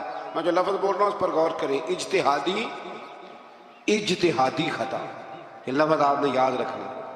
یہ حضور نے فرمایا کہ مجتہد جو ہوتا ہے نا، جو بالغ نظر ہوتے ہیں لوگ، جن کی پوری نظر ہوتی ہے معاملات پہ، وہ اگر کبھی بھول جاتے ہیں تو اس کا مطلب ہے کہ وہ چیزوں کو سمجھنے میں کسی جگہ ان سے اگر بھول ہو گئی تو اللہ اسے ان کی سزا نہیں دیتا، بلکہ وہ ایک اجتہادی خطا ہے، خلاف اولا ہے۔ یہ کام حضرت آدم علیہ السلام سے بھی ہو گیا۔ وہ شیطان نے پھر جا کے ان سے کہا، جب وہ جنت میں چلے گئے تو ان سے جا کے کہنے لگا کہ آپ اگر جس درخت کا پھل کھانے سے اللہ نے روکا ہے، اگر آپ کھا لیں گے نا تو آپ حیات میں لگی، کبھی مریں گے نہیں۔ تو پھر پھل انہوں نے کھا لیا۔ پھر آپ اس واقعے کی تفصیلات کو جانتے ہیں۔ ان آیات میں اللہ کریم نے بالخصوص یہ ذکر فرمایا ہے کہ پھر شیطان نے رب کریم سے کہا کہ مجھے مہلت دے تاکہ میں تیرے بندوں کو گمراہ کروں۔ اللہ نے اسے مہلت عطا کی۔ کب تک مہلت دی؟ اللہ تبارک و تعالیٰ نے قیامت تک کے لیے مہلت عطا کی۔ تو میرے بھائی، شیطان مہلت لے کے آیا گمراہ کرنے۔ اب وہ تو آیا تھا گمراہ کرنے، تو اگر ہم اسے پکی دوستی کر لیں، یارانہ ہی کر لیں، ہم اس کو پہچانے ہی نہ اپنے دشمن۔ قرآن نے درجنوں جگہ پہ کہا کہ صرف دشمن نہیں، تمہارا کھلا ہوا دشمن، اعلانیہ دشمنی کرتا ہے، اسے پہچانیں، اس کا خیال کریں، اس پر توجہ کریں۔ ہم ایسے بزرگوں کو بھی جانتے ہیں کہ جن کو شیطان سمجھتا تھا کہ ان پر ہمارا داؤ نہیں چل سکتا، سمجھتا تھا، اور کچھ رب کے بندے ایسے جن سے ویسے ہی بھاگ جاتا ہے۔ حضور نے فرمایا میرا عمر جس گلی سے گزرے شیطان رستہ ہی بدل جاتا ہے۔ لیکن نا 2 قسم کے لوگ ہیں جن کو آپ خوش آمدید کہہ کے گلے لگاتے ہیں، اور کچھ ایسے ہیں جو آپ کو دیکھ کے رستہ بدل جاتے ہیں۔ میں کبھی کبھی بڑا خوش ہوتا ہوں، محلے کی کسی گلی سے گزرتا ہوں تو کسی بچے نے اونچی آواز کر کے ڈیک لگایا ہو تو چھوٹی کر دیتا ہے یا بند کر دیتا ہے۔ بلکہ کئی دفعہ بڑا لطف آتا ہے کہ وہ بچہ بند کر رہا ہے تو دوسرا اسے کہہ رہا ہے کی تکلیف ہے، کیوں بند کر رہا ہے؟ تو کہتا پیر صاحب گزر رہے ہیں، تھوڑی دیر ٹھہر جا۔ تو الحمدللہ تعالی ہم نے کیا کر لینا ہے، نہ بھی وہ کرے تو یہاں تو اپنے بچوں پہ اللہ ماشاءاللہ کم زور چلتا ہے لوگوں کا، تو پھر دوسرے کا بچہ حیا کرے۔ تو کچھ چیزیں ایسی ہوتی ہیں جن کی وجہ سے شیطان کو قابو کیا جا سکتا ہے۔ آیت نمبر 24 میں اللہ تعالیٰ نے بیان فرمایا ہے کہ پھر انہیں جنت سے زمین پہ اتارا گیا اور مقررہ مدت تک کے لیے یہاں رہنا ٹھہرایا گیا۔ پھر اللہ تعالیٰ نے مقصد لباس بیان کیا ہے کہ لباس پہننے کا کیا مقصد ہے۔ فرمایا ہم نے بنی آدم پر لباس اس لیے اتارا ہے کہ ان کی ستر پوشی ہو، ستر پوشی، پردہ ہو اور سامان زینت ہو، اچھے لگے لباس پہنے۔ اور سب سے بہتر لباس تقوی کا لباس ہے، اس سے بندے کی زیادہ پردہ پوشی ہوتی ہے۔ پھر بنی آدم کو متنبہ کیا گیا کہ شیطان کے مکر و فریب میں نہ آئیں، اس کو یہ ملکہ دیا گیا ہے کہ وہ تمہیں ہر جہت سے دیکھ لیتا ہے۔ اللہ تعالیٰ نے لباس پردے کے لیے دیا ہے اور زینت کے لیے دیا ہے۔ تو اگر کوئی لباس اس طرح کا پہنے جس سے پردہ ہی نہ ہو رہا ہو، پھر اس کا مطلب ہے وہ لباس کے مقصد کو نہیں سمجھا۔ کھلا لباس پہنے، چست لباس نہ پہنے، وسیع لباس پہنے جس سے آپ کو بہت ساری چیزیں سمیٹنے کا موقع ملے۔ گرمیاں شدید آئیں گی، تو بہت سارے نوجوان شارٹ نکریں پہن کے وہ گھومیں گے، انہیں ڈرنا چاہیے اللہ تعالیٰ سے۔ میں پوچھتا ہوں کئی دفعہ بچوں سے کہ یہ تھوڑا سا جو آپ نے پاجامہ کاٹ لیا ہے تو اس سے کس قدر زیادہ آپ کی گرمی ختم ہو گئی؟ سمجھو چیزوں کو، مطلب ہم جان بوجھ کے اس کام کی طرف لپکتے ہیں کہ جو کام بڑا ہی ناپسندیدہ ہے۔ اللہ تعالیٰ ہمیں سمجھنے کی توفیق عطا فرمائے۔ آیت نمبر 32 و 33 میں فرمایا کہ اے بنی آدم، ہر عبادت کے وقت لباس زینت کو اختیار کرو اور اسراف سے بچتے رہو۔ اسراف سے بچتے ہوئے اللہ تعالیٰ کی نعمتوں سے استفادہ کرو۔ پاکیزہ چیزیں خواہ لباس ہو یا خوراک ہو مومنوں کے لیے حلال ہیں۔ اللہ نے ظاہر اور باطن میں بے حیائی، گناہ اور حق سے نکل جانے کو حرام قرار دیا ہے۔ باقی کسی کے پاس پیسے ہوں تو وہ 10 لاکھ کی ایک وقت روٹی کھا لے تو اس کے لیے وہ ناجائز نہیں ہے، وہ 10 لاکھ کا بھی لباس پہن لے تو اس کے لیے منع، لیکن اسراف سے بچے، فضول خرچی سے بچے۔ کچھ لوگ ایسے ہیں جن کے پاس چیزیں ہوتی ہیں پھر بھی چھپاتے ہیں کسی کو پتہ نہ چل جائے، یعنی سادگی اس کا نام نہیں ہے کہ آپ پیسے اندر چھپا کے پرانے کپڑے پہن کے نکلیں، یہ سادگی ہے، یہ کنجوسی ہے۔ نبی کریم علیہ السلام نے نا، حضور صلی اللہ تعالی وسلم نے ایک شخص کو دیکھا تھا کہ پھٹے پرانے کپڑے پہنے ہیں، تو حضور نے آواز دی، فرمایا تیرے اوپر تو بڑا فضل ہے اللہ کا۔ حضور الحمدللہ، تو فرمایا اچھے کپڑے پہنا کر، رب کریم جب نعمت دیتا ہے تو اثر دیکھنا پسند فرماتا ہے۔ اچھا ہمارے ہاں لوگ سادگی کس کا نام رکھتے ہیں، یعنی کروڑوں روپیہ بینک میں پڑا ہے تو سادگی ہے کپڑے نہیں خریدنے، یہ سادگی نہیں صاحب، یہ کنجوسی ہے۔ سادگی تو یہ تھی کہ آپ وہ سارے پیسہ خیرات کر دیں اللہ کی بارگاہ، پھر پتہ چلے گا کہ آپ سادے ہیں۔ پیسے سنبھالے جاؤ اور خرچ نہ کرو، یہ تو قرآن و سنت نے ہمیں بتایا ہے کہ تم اپنے وارثوں کے مال کی حفاظت کر رہے ہو۔ اور یہ بھی فرمایا اس آیت میں کہ نماز کے وقت زینت حاصل کرو، اچھے کپڑے پہن کے نماز پڑھا کرو۔ میں ایک مسئلہ کئی دفعہ بیان کیا، پھر عرض کرتا ہوں، میں دوستوں کو کہا کرتا ہوں کہ مسجد کی ٹوپی پہن کے یہاں تو ولیمے پہ بھی جا کے دکھاؤ نہیں، تو وہاں تم جاتے نہیں تو نماز پڑھنے کیسے آ جاتے ہو؟ تو یہ ٹروزر شرٹ پہن کے یہاں تو تم شادی کے ساتھ بھی جا کے دکھاؤ، تمہارا پتہ چلے۔ تو اگر تم شادی کی تقریب میں ٹروزر شرٹ کے ساتھ ان کپڑوں کے ساتھ نہیں جاتے تو پھر تم نماز پڑھنے کیسے آ جاتے؟ لوگوں کی محفل میں جانا پسند نہیں کرتے تو اللہ کی بارگاہ میں کیسے پسند کرتے؟ ایک نعت خواں صاحب کو ایک دن میں نے دیکھا، بڑا شاندار ویسٹ کوٹ پگڑی اور بڑا خوبصورت لباس، محفل میں پھر کچھ دنوں کے بعد ایک شادی میں ملاقات ہو گئی تو ان کا حال ہی بڑا برا تھا۔ اینک بھی کچھ لوگ مطلب لگا لیتے ہیں، مجھے نہیں سمجھ آتی کالی اینک کا کیا ترجمہ ہے، وہ لگا لیتے ہیں، کالی اینک لگائی ہوئی ہے اور جناب بال بڑے شاندار، تو مجھے مل گئی تو میں نے السلام علیکم کے ساتھ ہی کہا، میں نے کہا عاشق رسول صاحب کیا حال چال ہے؟ ماشاءاللہ۔ بڑا گھور کے دیکھنے لگے، کہنے لگے پیر صاحب، میں نے کہا خدا کے بندے مجھے بھی دے اور اپنے آپ کو بھی دے، میں الحمدللہ تمہیں جس طرح محفل میں ملوں گا شادی کی تقریب میں بھی اسی طرح ہی ملوں گا۔ یہ کیا بات ہوئی کہ آپ تھوڑا سا رویہ آپ کا بدل جائے جب تھوڑا ادھر ادھر دائیں بائیں جانا ہو؟ یہ کوئی مطلب نہیں ہے، اچھا لباس پہن کے آپ نماز پڑھیں۔ آیت میں رسول کرام جتنے بھی اللہ کے رسول آئے ان کی اطاعت کرنے والے کو تقوی اور عمل صالح کرنے والے کو جنت کی بشارت، جبکہ کفر تکذیب کرنے والے کو جہنم کی وعید سنائی گئی۔ آیت میں فرمایا کہ اللہ تعالیٰ کی آیات کو جھٹلانے والے اور تکبر کرنے والوں کے لیے آسمان کے دروازے نہیں کھولے جائیں گے، اللہ اکبر، اور نہ ہی وہ جنت میں داخل کیے جائیں گے۔ آیت نمبر 44 میں فرمایا اللہ تعالیٰ نے اہل جنت کے دلوں سے کینہ نکال دیا ہے، وہ ہدایت پانے والے اللہ کا شکر ادا کرتے ہیں کیونکہ اسی کے فضل سے ہدایت ملتی ہے۔ جنتیوں کے دلوں میں کینہ تو نیچے دیکھ کے خیال کر لیں، اگر تو کسی کا کینہ نہیں تو انشاءاللہ جنتی ہے، اور اگر کوئی رولا ہے تو پھر بھی میں فتویٰ نہیں دیتا، صرف یہ مشورہ دیتا ہوں کہ رولا دور کر لو، وہ جو اندر معاملہ ہے اس معاملے کو ختم کر لو، اللہ سمجھنے کی توفیق عطا فرمائے۔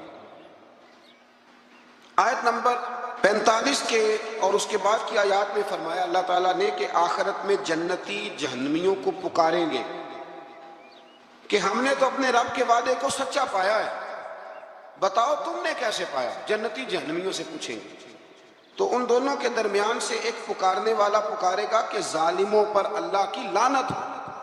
مزید فرمایا کہ جنتیوں اور جہنمیوں کے درمیان حجاب ہوگا اور اہل اعراف دونوں گروہوں کو ان کی نشانیوں سے پہچانیں گے، اور جنتیوں کو سلام کریں گے اور جہنمیوں سے کہیں گے کہ تمہاری جماعت اور تمہارا تکبر، تمہاری جماعت وہ جس جماعت کے تم لیڈر تھے، سربراہ تھے، جس برادری کے تم چیئرمین تھے، تمہاری جماعت اور تمہارا تکبر آج تمہارے کسی کام نہ آیا۔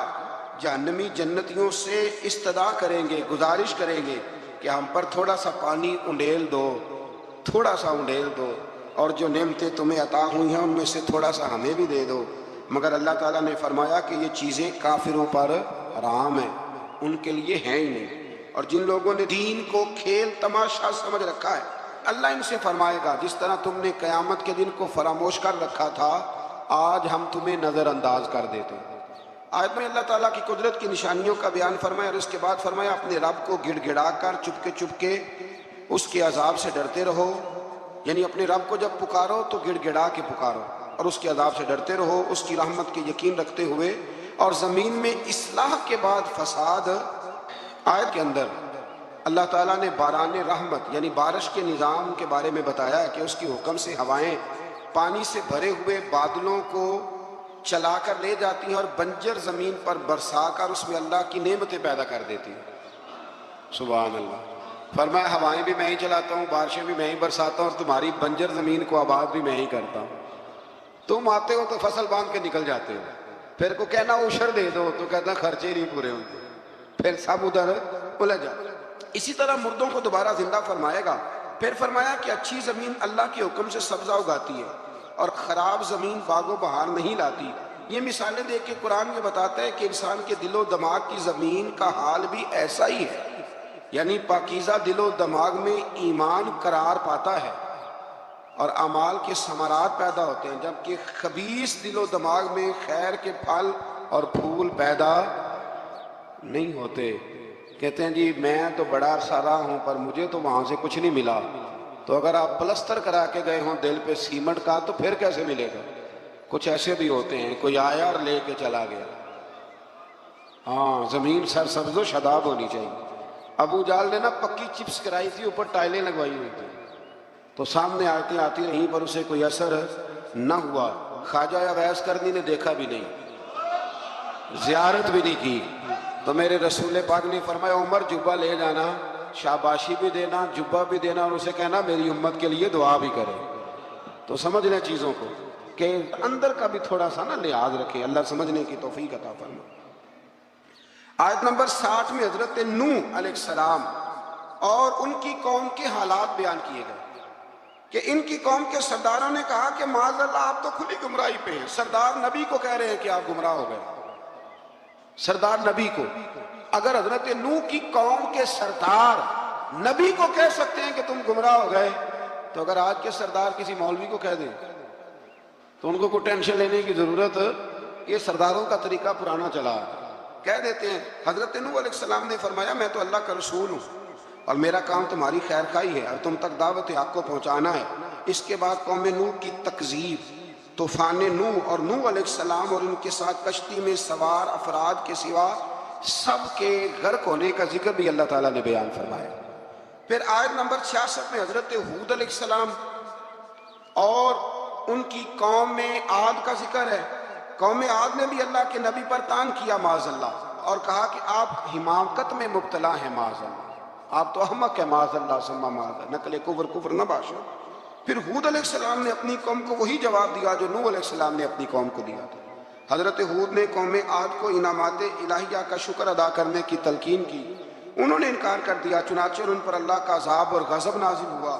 آیات الہی کو جھٹلانے والوں کا اللہ تعالیٰ نے دنیا سے صفائی کر دی، ختم ہی ہو گئی حضرت ہود کی قوم۔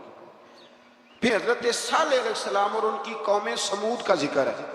قوم سمود کے مطالبے پر اللہ تعالیٰ نے حضرت صالح کو معجزے کے طور پر چٹان سے حاملہ اونٹنی، یہ بھی انوکھی بات ہے، چٹان سے اونٹنی نکلی اور نکلی بھی حاملہ اونٹنی کو پیدا کیا اور انہیں حکم دیا کہ اسے چرنے کے لیے آزاد چھوڑ دیا جائے۔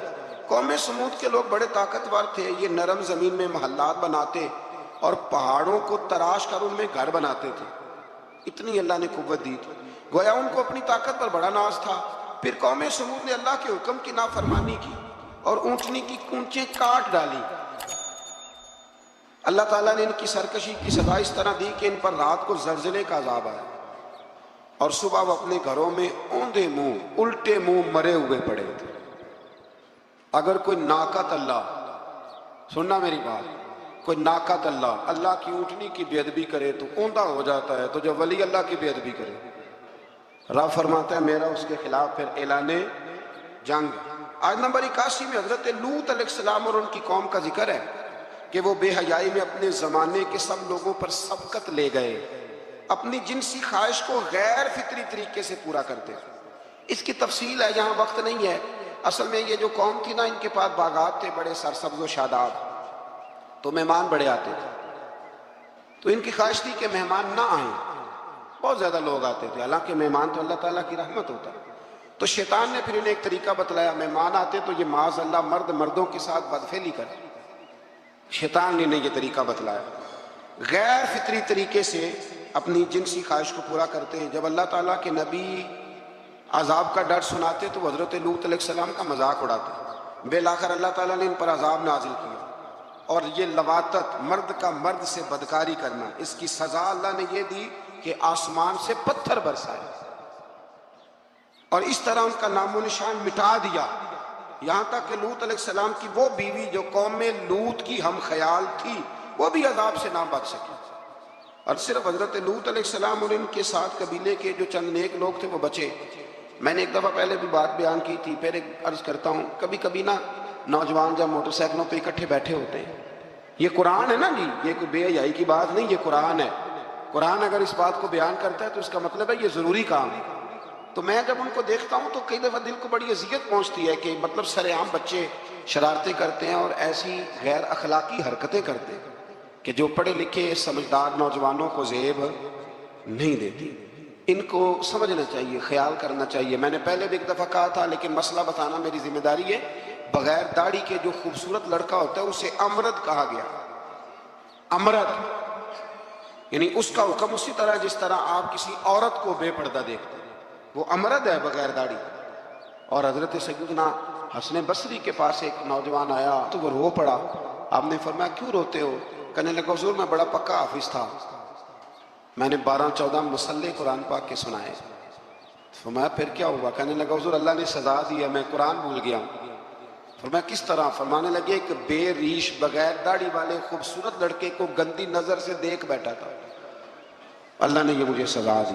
پھر حضرت حسن بصری نے طریقہ بتلایا، پھر اس نے توبہ کی، تو سمجھنے کے لیے اتنا برا فعل ہے کہ یہ کرنے والے پر آسمان سے پتھر برستے ہیں حضرت لوط کی قوم پر۔ تو آج اگر قوم یہ کام کرے، ہم جنس پرستی، عورتوں کا عورتوں کے ساتھ شادی ہونے تک کے واقعات، عورت کے عورت کے ساتھ، مرد کے مرد کے ساتھ، لوگ اس کو آزادی کا نام دے رہے ہیں۔ یہ آزادی نہیں، یہ بے حیائی ہے، یہ فحاشی ہے، یہ عریانی ہے۔ اللہ تعالیٰ ہمیں سمجھنے کی توفیق عطا فرمائے۔ پھر آخر میں آیت نمبر 86 میں اللہ تعالیٰ نے اس پارے کی جو آخری آیات ہے اس میں اللہ تعالیٰ نے حضرت شعیب علیہ السلام اور ان کی قوم کا ذکر فرمایا۔ قرآن نے بیان کیا کہ ان کی ناپاک خصلتیں یہ تھی کہ وہ ناپ تول میں ڈنڈی مارتے تھے، یعنی رمضان المبارک کے اندر بھی مقناطیس نکل آتا ہے ترازوؤں کے نیچے سے، رمضان میں آپ سمجھ لیں مقناطیس نکل رہا ہے ترازوؤں کے نیچے، یہ حال ہے۔ ڈنڈی مارتی تھی شعیب علیہ السلام کی قوم، اور دوسروں کی چیزیں کم تول کے دیتے تھے، اور راستے میں بیٹھ کر اہل ایمان کو ڈراتے اور انہیں راہ راستے روکتے۔ انہیں بھی کہا گیا کہ فساد فی الارض سے باز آؤ اور اپنی پہلی سرکش تعلیم ہے جو کہتے ہیں مجھے جوان بچی اکیلی کالج جاتی ہے تو مجھے اعتبار ہے۔ جوان بچے کو 10-20 ہزار روپیہ جیب میں ڈال کے گلی میں بھیج دیتے ہیں اور کہتے ہیں مجھے اعتبار ہے۔ اسی طرح وہ لوگ بھی بڑے ظلم کرتے ہیں جو اپنے بھائی کے ساتھ لین دین کرتے ہیں، تحریر نہیں کرتے اور کہتے ہیں مجھے اعتبار ہے۔ اللہ کو بھی تو اعتبار ہے نا اپنے بندوں پہ۔ تو رب فرماتا ہے میرے بندو جب لین دین کرو تو اسے لکھ لو، یہ قرآن کا حکم ہے، یہ میرے رسول کی سنت ہے، یہ میرے نبی کا طریقہ۔ جب بھی لین دین کریں اسے تحریر کریں، اسے طے کریں، اچھے طریقے سے نوٹ کریں، تاکہ وہ کسی جگہ پہ جا کے بھی کوئی معاملہ بھی کمزوری کا باعث نہ بنے۔ تو اس آیہ کریمہ میں اللہ کریم نے یہ بھی ارشاد فرمایا کہ للہ ما فی السماوات و ما فی الارض، آگے جا کے فرمایا کہ زمین آسمان میں جو کچھ بھی ہے ان سب کا مالک اللہ ہے۔ ہمیں اللہ نے جو کچھ دیا نا وہ استعمال کرنے کے لیے دیا ہے۔ اگر ہم مالک ہوتے تو قیامت میں حساب نہ دیتے، मालिकों ने कभी हिसाब नहीं दिया, हिसाब तो मुंशी देते हैं। अल्लाह ने हमें इस्तेमाल करने के लिए चीजें दी हैं, इसलिए अल्लाह फरमाता है क़यामत में ना मैं तुमसे एक एक नेमत के बारे में सवाल करूंगा। तो ये सारी अमानतें हैं अल्लाह की, जितना कुछ हमारे पास है, वो कोई भी सलाहियत हो, कोई भी कुव्वत हो, तो उसको सही सही इस्तेमाल करें अमानत को। फिर मेरे अजीज, अल्लाह तबारक व तआला ने ना इस सूरह मुबारका के आखिर में हमें एक दुआ सिखाई है। वो बड़ी शानदार दुआ है, हर चीज़ तलब करती है कि उसको पढ़ा जाए, देखा जाए, पर उस दुआ के आखिरी लफ्ज़ ये है वअफ़ु अन्ना, अल्लाह हमसे दरगुजर फरमा। और आखिरी लफ्ज़ ये है कि वग़फ़िर लना, अल्लाह हमें बख्श दे, वरहमना, और अल्लाह हम पे रहम फरमा, इसलिए कि अंत मौलाना, तू ही हमारा मददगार है, फंसुरना अलल कौमिल काफिरीन, अल्लाह काफिरों के मुकाबले हमें हमारी मदद फरमा। तो फिर आगे सूरह आले इमरान शुरू होती है। सूरह आले इमरान के बिल्कुल इब्तिदा में अल्लाह करीम ने फरमाया कि कुरान पाक में दो किस्म की आयात हैं। कुछ आयात बिल्कुल वाज़ेह हैं और कुछ आयात ऐसी हैं कि जो मुतशाबे हैं, जिनको समझने की ज़रूरत है। तो फरमाया जिनके दिलों में कजी है ना, खोट है, वो मुतशाबे आयात के पीछे जाते हैं।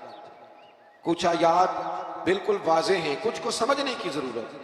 तो दो लोग कुरान पढ़ पढ़ के फसाद बर्पा करते हैं, ये वो लोग हैं जो मुतशाबिहात के पीछे लगते हैं, वाज़ेह आयात की तरफ नहीं जाते। हमारे ज़माने में भी हम देखते हैं कि कौम ये जो वाज़ेह आयात है उन पर अमल नहीं करती, बल्कि कुछ ऐसी आयात, कुछ ऐसी बातें जिनको बड़ी गहराई और गहराई से समझने की ज़रूरत है, वो लेके आ जाती है, कहते हैं ये फ़लसफ़ा बयान करें। तो मैं क्या करता हूँ, जो सीधी सीधी चीज़ें हैं पहले उन पर अमल कर लो ना। नमाज़ें 5 फ़र्ज़ हैं, वो पहले पढ़ो ना। माँ बाप की खिदमत फ़र्ज़ है, वो करो। हक सच बोलो, हलाल रोज़ी खाओ, जो है वो दयानतदारी का मुजाहरा करो, तो ये काम करो ना।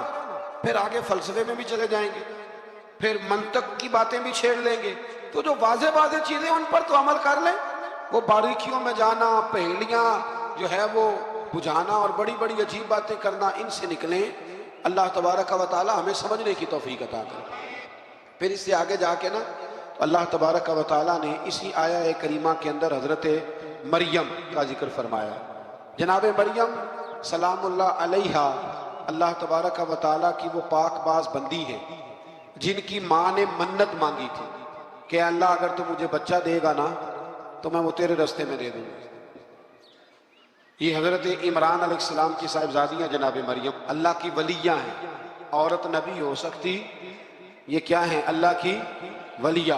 तो हज़रत मरियम जब वो बच्चा पैदा हुआ, उनकी माँ ने मन्नत मांगी थी। ये कुरान मजीद है, ये 3रा पारा है और इसकी जो आयात हैं वो हैं आयत नंबर 34-35। इससे आगे जब आप चलेंगे तो ये सारा मजमून सूरह आले इमरान में आपको मिलेगा। तो जब आप की विलादत हुई तो बेटी पैदा हो गई, तो अब हज़रत जनाब मरियम सलामुल्लाह अलैहा की जो वालदा थी ना, वो इनको ले गई जनाब ज़करिया अलैहिस्सलाम के पास। वो इनके खालू थे। कहा मैंने मन्नत मांगी थी कि मैं बच्चा होगा तो मस्जिद के लिए वक्फ करूंगी, तो अल्लाह ने बच्ची दी है। तो हज़रत ज़करिया ने जनाब मरियम के लिए ऊपर छत पे एक मेहराब बना दिया। वो मेहराब के अंदर रहती थी, वहाँ इबादत करती थी। हज़रत ज़करिया आपके खालू भी थे, अल्लाह के पैगम्बर भी थे। वो वहाँ बैठा करते थे और उनकी परवरिश करते, खाने पीने का ख्याल करते। बड़ी ख़ास बात है, अकीदे की बात है। जब से पहला सिपारा हमने शुरू किया ना, तो थोड़ी सी देर के बाद वो अकीदा आ जाता है जिस अकीदे पे अल्लाह ताला ने मुझे और आपको कायम रखा हुआ है। ज़रा देखें यहाँ भी बात खुल के कैसे बातें आती है। हज़रत जनाब मरियम जब जवान हो गई तो हज़रत ज़करिया एक दिन अंदर दाखिल हुए तो देखा कि वहाँ बेमौसम फल पड़े हुए हैं। मौसम भी नहीं है और फल मौजूद हैं। तो अल्लाह के नबी ने अल्लाह की वलिया से पूछा कि ये कहाँ से आए। अन्ना लाकी हाजा, पूछने लगे हज़रत ज़करिया ये कहाँ से आए। कालत हुआ मिन इंदिल्लाह, तो हज़रत मरियम कहने लगी ये मेरे अल्लाह की तरफ से आए, ये मुझे अल्लाह ने दिए हैं। और इन्नल्लाह यर्ज़ुकु मन यशाउ बिगैर हिसाब, और जब रब किसी को रिज़्क देता है तो फिर बगैर हिसाब किताब ही अता फरमाता है। तो हज़रत ज़करिया के पास औलाद कोई नहीं थी, बूढ़े हो गए थे। जब देखा ना कि अल्लाह की वलिया को अल्लाह ने बेमौसम फल दे दिए तो ख्याल आया कि मैं भी बूढ़ा हूँ, मेरी बीवी भी बूढ़ी है, تو اگر رب اپنی ولیہ کو بے موسم پھل دے سکتا ہے اور دیتا ہے اپنے کرم سے، تو اپنے نبی کو بھی تو بغیر موسم کی اولاد دے ہی سکتا ہے نا۔ اب موسم تو گزر گیا، بڑھاپا آ گیا، لیکن وہاں کھڑے ہو کے حضرت زکریا نے دعا مانگی، رب نے قبول فرمائی، اور حضرت یحییٰ علیہ السلام حضرت زکریا کو عطا فرمائے۔ تو اگر ولیہ کی محراب کے پاس کھڑے ہو کے اللہ کے نبی دعا مانگے تو رب قبول فرماتا ہے، تو ہم داتا علی اجمیری کے مزار پہ جا کے دعا مانگے تو، ہم غوث اعظم جیلانی کے مزار پہ جا کے دعا مانگے تو۔ امام شافعی فرماتے ہیں جب بھی کوئی مشکل پیش آتی ہے میں امام اعظم کی مزار پہ جاتا ہوں اور قریبی مسجد میں 2 نفل پڑھ کے ان کے مزار پہ دعا مانگتا ہوں، اللہ میری ہر مشکل کو آسان فرما دیتا ہے۔ تو بھئی یہ تو قرآن مجید کی آیات ہے نا، ان کو تو کھول کے دیکھو نا، کوئی اور معنی اس آیت کا، کوئی اور تفسیر، کوئی اور مفہوم۔ حضرت زکریا اس کے علاوہ بھی تو دعا مانگ سکتے تھے نا، لیکن انہوں نے جناب مریم کے پاس بغیر موسم کے پھل دیکھے تو دعا مانگی، بغیر موسم کے پھل دیکھے۔ اور یہ بھی اللہ کا فضل ہے کہ ولیہ کے پاس دیکھے تو ولیوں والا مسئلہ حل ہو گیا۔ اگر وہ نبی ہوتی تو لوگوں نے فٹافٹ کہہ دینا یہ تو نبیوں کی بات ہے۔ تو میرے بھائی اگر کسی کو بغیر موسم کا پھل چاہیے تو کسی ولی اللہ کے پاس دے، کسی اللہ کے نیک بندے کے پاس جائے، رب بے موسم پھل بھی عطا کرتا ہے۔ تو پھر اللہ تبارک و تعالیٰ نے آگے جا کے نہیں آیات میں ارشاد فرمایا کہ ہم نے جناب مریم کو بغیر شادی کے بیٹا بھی عطا کیا، اور بیٹا بھی وہ عطا کیا کہ جو اللہ کے نبی ہے، اور بیٹا بھی وہ دیا جنہوں نے پنگھوڑے میں باتیں کرنی شروع کر دی۔ یہ میری خواہش ہے کہ یہ آیتیں آپ نے ضرور پڑھنی ہے، یہ آیت نمبر 39 اور 40، انہی پر میں بھی بات ختم کر رہا ہوں۔ حضرت عیسیٰ کی شان رب کریم نے بیان فرمائی، یہ اللہ کا قرآن ہے، یہ اللہ کا قرآن ہے۔ ان کی شان کیا ہے کہ حضرت عیسیٰ علیہ السلام فرماتے ہیں کہ میں نا مٹی کی مورت بناتا ہوں، پھر اس میں پھونک مارتا ہوں، مٹی کا پرندہ بنا کے اس میں پھونک مارتا ہوں، میں پھونک حضرت عیسیٰ مارتے ہیں، اور جناب عیسیٰ کہتے ہیں وہ اللہ کے حکم سے اڑنا شروع کر دیتا ہے۔ پھونک کس نے ماری؟ اڑایا کس نے؟ میں اتنی سی بات ہے، اس کو سمجھ لیں۔ حضرت عیسیٰ کہتے ہیں میں مٹی کی مورت بنا کے اس میں پھونک مارتا ہوں تو اللہ کے حکم سے زندہ ہو جاتی ہے، اڑنے لگتی ہے۔ حضرت عیسیٰ فرماتے ہیں میں تندرست کرتا ہوں مادرزاد اندھوں کو، لا علاج کوڑوں کو، اور میں مردے بھی زندہ کرتا ہوں، کرتا اللہ کی اجازت کے ساتھ۔ اور اسی آیت میں حضرت عیسیٰ فرماتے ہیں کہ میں تمہیں بتاتا ہوں جو تم کھا کے آتے ہو، اور وہ بھی بتاتا ہوں جو تم گھر میں چھوڑ کے آتے ہو۔ تو حضرت عیسیٰ علیہ السلام مٹی کا پرندہ بنا کے پھونک مارے تو رب اس میں جان پیدا کر دے، مردے میں جان بھی پیدا کر دے، اور پھر حضرت عیسیٰ مادرزاد اندھ اور کوڑوں کو آنکھیں بھی دیتے ہیں اللہ کے حکم سے، اور پھر حضرت عیسیٰ علیہ السلام مردہ بھی زندہ کرتے ہیں اس کی اذن سے۔ جو کھا کے آتے ہیں وہ بھی بتاتے ہیں، جو چھوڑ کے آتے ہیں وہ بھی بتاتے ہیں۔ تو یہ تو حضرت عیسیٰ کی شان ہے۔ یہ حال ہے ان کے غلاموں کا، تو میری سرکار کا عالم کیا ہوگا، میری سرکار کا عالم کیا ہوگا۔ ایک جملہ میرے اعلیٰ حضرت کا، اور بات بڑی اعلیٰ، فرمانے لگے حضرت عیسیٰ علیہ السلام تو پھونک مار کے مردہ زندہ کرتے ہیں نا، تو فرماتے ہیں میرے نبی تو ایک نظر دیکھ لیں تو مردہ دل کو زندہ کر دیا کرتے، مردہ دل۔ اور پھر ایک حدیث سن لیں تاکہ بات اور واضح ہو جائے۔ حضور نے فرمایا علماء امتی کا انبیاء بنی اسرائیل، میری امت کے علماء بھی اسی طرح ہوں گے جس طرح بنی اسرائیل کے نبی ہوتے تھے۔ تو اگر حضرت عیسیٰ کے اندر یہ طاقت ہے تو میرے محبوب کے غلاموں میں بھی بڑی طاقت ہے۔ حضرت آصف بن برخیا اگر تخت لا سکتے ہیں تو غوث اعظم بھی بیڑی اوپر اٹھا لیتے ہیں۔ اس لیے عقیدہ اور نظریہ قرآن ہے، حدیث ہے۔ ہم چونکہ پڑھتے نہیں، توجہ نہیں کرتے، تو لوگ ہمیں فٹافٹ، آپ یقین کریں بڑے صاف ستھرے انداز میں لوگ آ کے کہتے ہیں جی دیکھو جی یہ کدھر سے آ گیا۔ تو میں نے کہا یہ اللہ کا قرآن ہے، اور قرآن میں نہ ہو ہمیں بات کرنے کی کیا ضرورت ہے۔ یہ سارے عقائد اور نظریات وہ ہیں جو رب کریم نے خود قرآن مجید میں ہمیں عطا فرمائے ہیں۔